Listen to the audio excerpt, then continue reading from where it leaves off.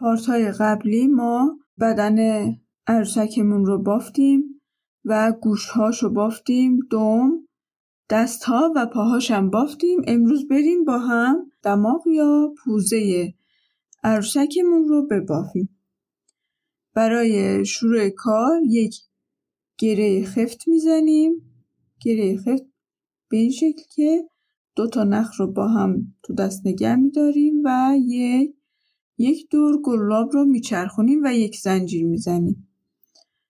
شروع کار با 6 زنجیر ثابت، 1 2 3 4 5 و 6. از زنجیر دومی پایه میزنیم. 1 2 3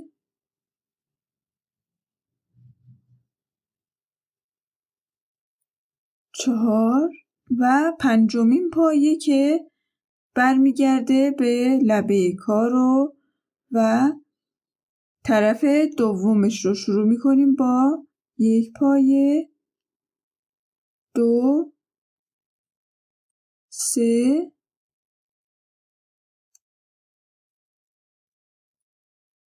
و 4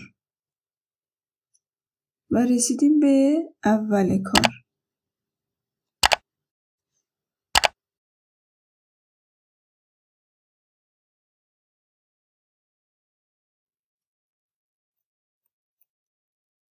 دورش ساده بافی کنیم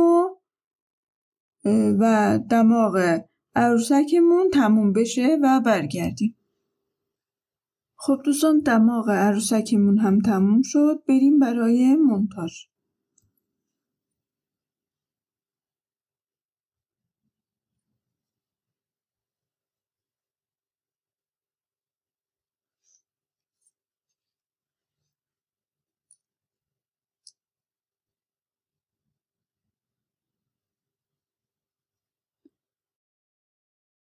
جاش رو مشخص میکنیم و با سنجاق تهگرد فیکس میکنیم و شروع میکنیم به دورها. دورش رو با کاموا میدوزیم، کوک میزنیم و یادمون نره که آخر کار کمی با الیاف پر کنیم. خب و جای گوشاش رو هم مشخص کنیم.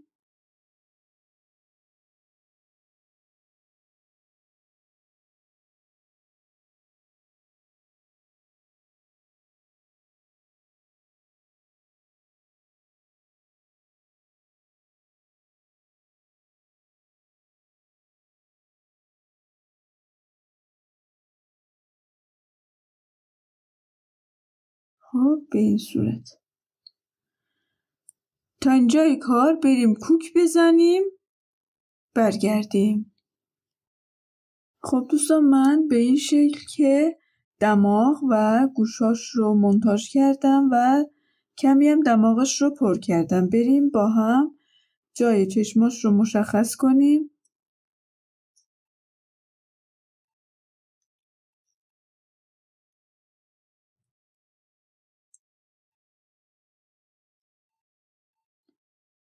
به این شکل و دستاش.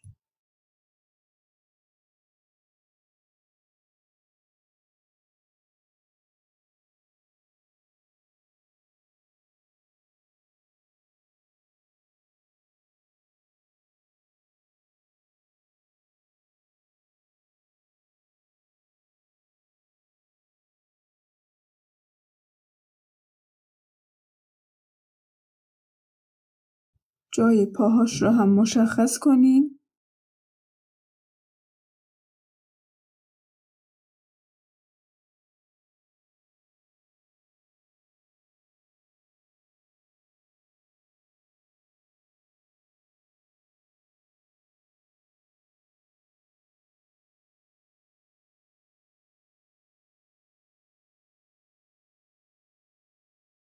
و به این شکل که جای دمش رو هم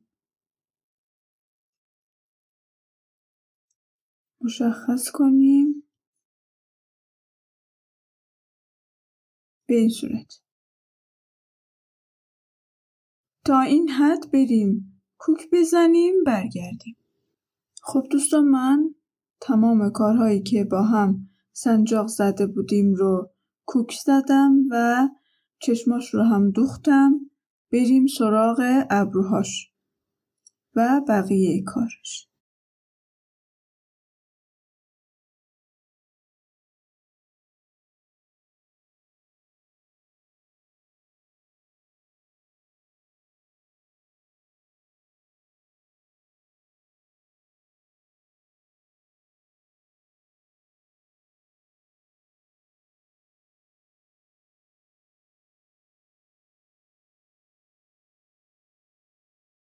به این شکل که بیاییم روی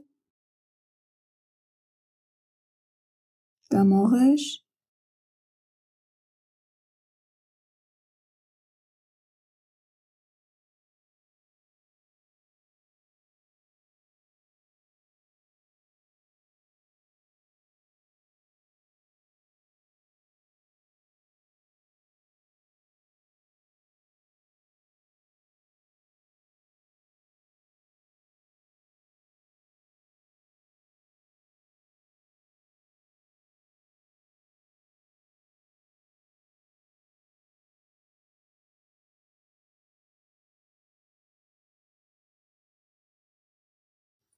اینجا کمی ظرافت کاری میخواد.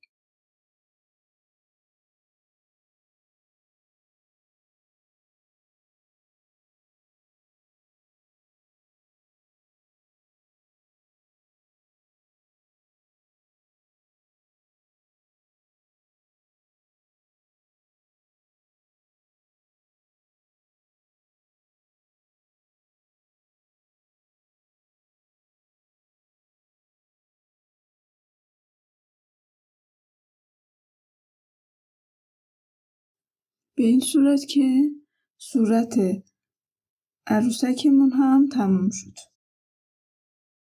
و نخمون رو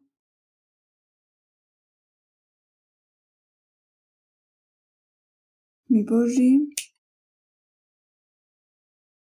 و داخل کار قایم میکنیم. برای نافش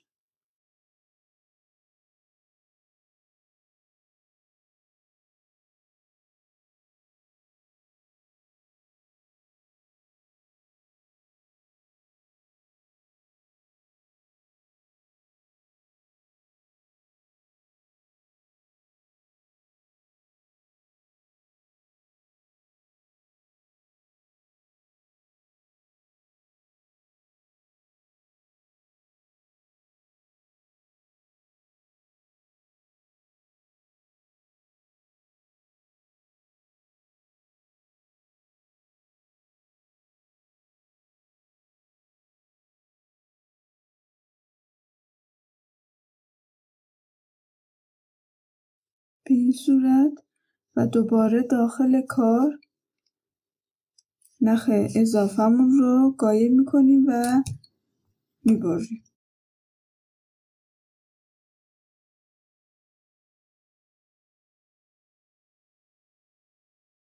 خب بریم برای موهاش.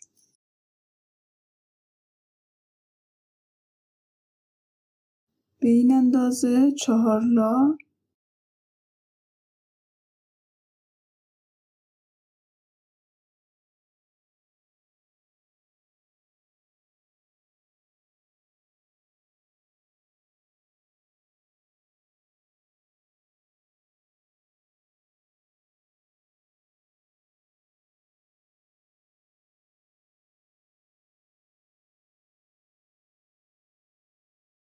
هر چند تا که دلمون بخواد میتونیم براش مو بزنیم.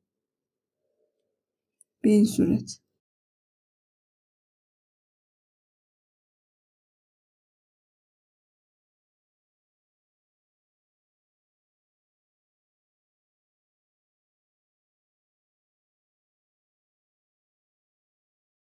یه بار دیگه.